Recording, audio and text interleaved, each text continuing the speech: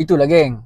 Sebelum ni aku banyak share tentang podcast tips tentang market value. Tapi orang tak mau tengok benda tu. Sebab apa? Mungkin bosan ke untuk apa. Lah ni, hampa tak tahu apa itu market value. Hampa ingat market value tu adalah harga jualan.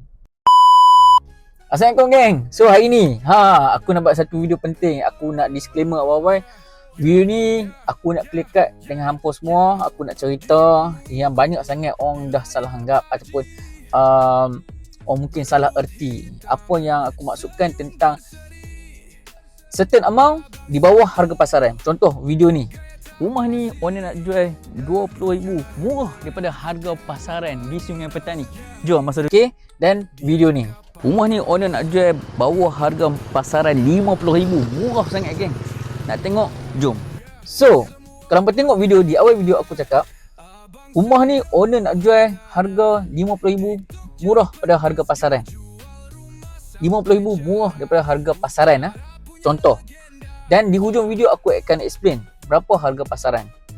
Kalau katakanlah harga pasaran 550,000, jadi simple maths je, 550 tolak 50,000. Jadi harga jualan dia adalah 500,000. Nampak tak?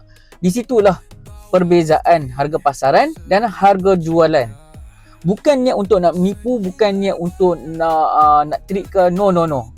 Sebab sebelum ni pun aku ada bagi tahu di awal video, geng, siapa beli rumah ni monthly serendah 1,000.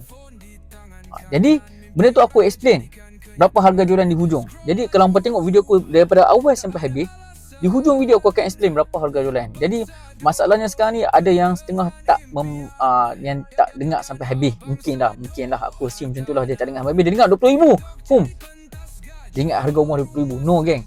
Kalau 20,000 murah daripada harga pasaran adalah harga yang ditetapkan oleh bank ataupun value bank.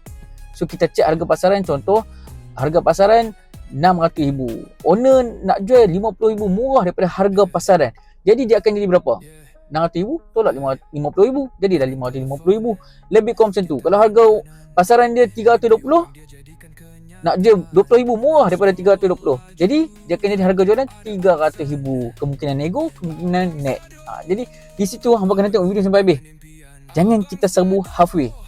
Jadi yang itulah yang membuatkan kadang-kadang orang tak faham apa tu harga pasaran, apa tu harga jualan.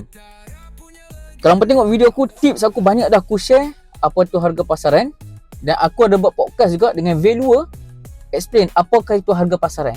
Hampa kena tahu benda tu. Ini ilmu geng, ilmu ni tak rugi kita belajar. Yang mana nak tahu lebih detail, komen kat bawah. Dan aku minta maaf kalau betul tersalah